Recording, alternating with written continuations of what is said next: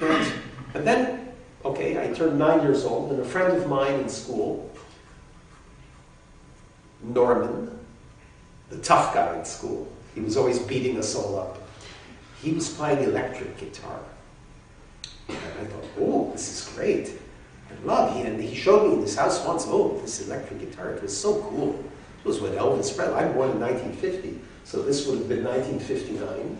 And I just thought it was so cool, the electric guitar. I begged my parents, it was around my 9th birthday, please let me play guitar. Well, my father being a classically trained violinist, he thought, oh, for sure, which means classical guitar. So he arranged lessons with the teacher in Waterbury School of Music in Waterbury, Connecticut, small town of about 110,000 people. And, well, I went for my first lessons, and there my father sees me coming home with a pick, a plectrum, you know. And it was an acoustic guitar, yes, but it was with a pick. At the third lesson, my father came in. Look, Mr. Brandeis, I want my son to study classical.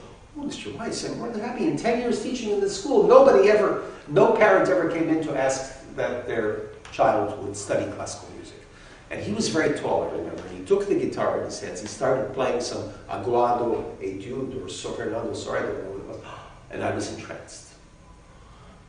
And then my father took me that afternoon to the record store and bought me my first ever recording. That was by Andrés Segovia, playing some, mixed recital.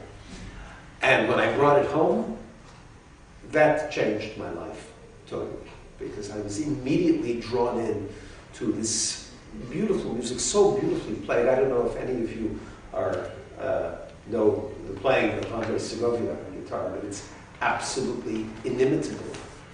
Cannot be imitated. It's so unique. Of course, now there's a lot of revisionism, and people look back and listen back, and they are, thinking, well, Segovia's playing is very much out of style of the composers, but let's remember, this was 1959.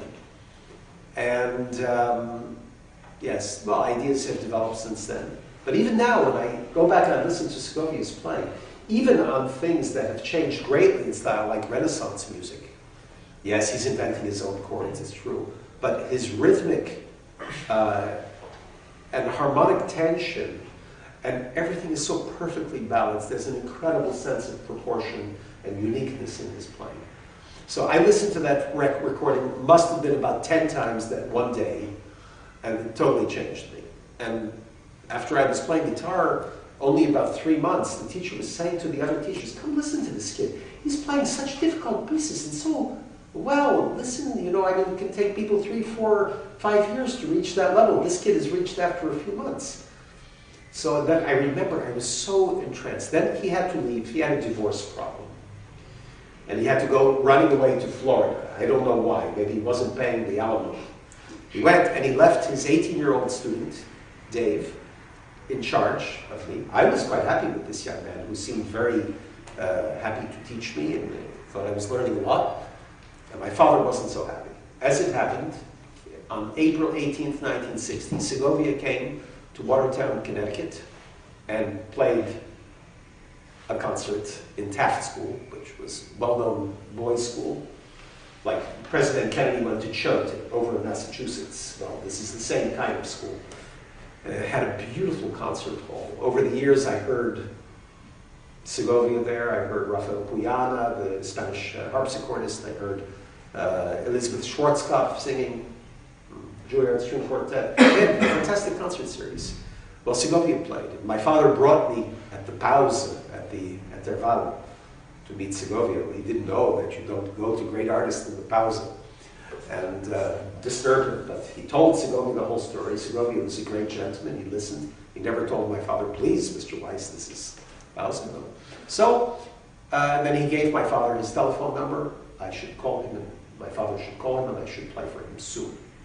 So we arranged a date for me to play for Segovia. We went in. It was on East 94th Street, a few houses away from where Horowitz lived. And yeah, I remember his secretary his wife at that time, common law wife, Olga Coelho, a famous singer and guitarist from Brazil. She answered the door. She showed my father and me in. And as I was walking through the corridor, I heard running water, tap water. Now, you have to remember, Segovia was my god at that time. And I looked down on one of the side rooms, and there was Segovia, completely naked, shaving. Well, okay. I looked at him as if to say, Maestro, you're actually a human being? You're not a god? And he looked at me as if to say, you impudent young man, to look at me when I'm shaving. And I'm thinking, well, why don't you close the door if you think I'm so impudent? So, anyway, went and played for Segovia. I was playing some Renaissance piece for him, and he showed me a few things about slurring. But he had a very heavily inflected Spanish accent in the English that he spoke. And I didn't understand a word of what he said. And he spoke in Castilian Spanish, so, young man, you must close your mouth when you play, sir. I had to close my mouth when I played, because I was playing guitar like this. So I learned that I shouldn't have any mannerisms.